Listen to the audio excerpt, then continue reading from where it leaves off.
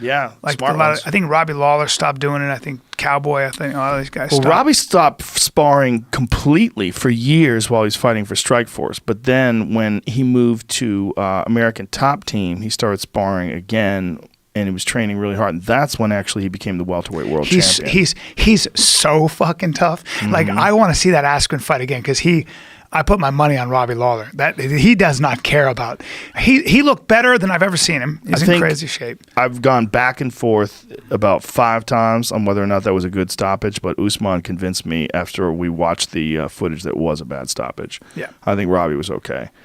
I think he just relaxed. He was there. He had I don't know how many more seconds, but that bulldog choke's a nightmare. But not for Robbie Lawler. I think he was all right, but it's hard to tell. It's just unfortunate. And again, Herb Dean is as good a referee as there is on planet Earth. Yeah. There is no one better than him. Yeah. There's no one better. Herb Dean is as good as it gets. Yep. He made a mistake, but it's hard to say if it was a mistake because I wasn't even sure it was a mistake. We were not sure. Well, it's better to err on the side of caution because he couldn't hear him. He couldn't talk. But here's the thing.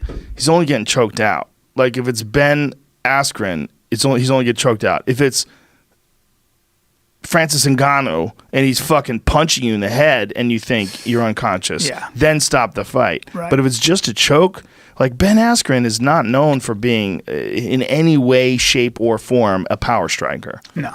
And he's not hitting him. No, he's only holding onto his neck. I don't think. But that shows how tough Ben Askren was because he got his head bounced off that fucking. I was like, "You're getting crushed here," and he just was like, "Whatever. Yeah, I'm gonna stick to my wrestling." Yeah, he was getting fucking pounded, but he figured it out. And even though they disengaged, he managed to get a hold of Robbie again and get him on the ground and get that choke on. Yeah. Look, it was fun while it lasted, but he doesn't want to fight Robbie again. I think if I was the UFC, I would be absolutely trying to make that fight again. Do you think they will? I think they want to. That's what Dana White said. But Ben said, "Why would I want to do that?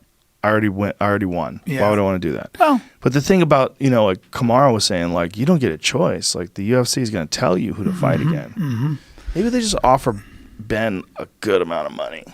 Offer him some sweet Robbie cash. is, he deserves that privilege, and I think he's easily up there, and he can always be the champion again. That guy even more importantly, he looks as good as he's ever looked. He looked amazing. Better. He looked amazing physically. He looked amazing when he was fighting. Yeah.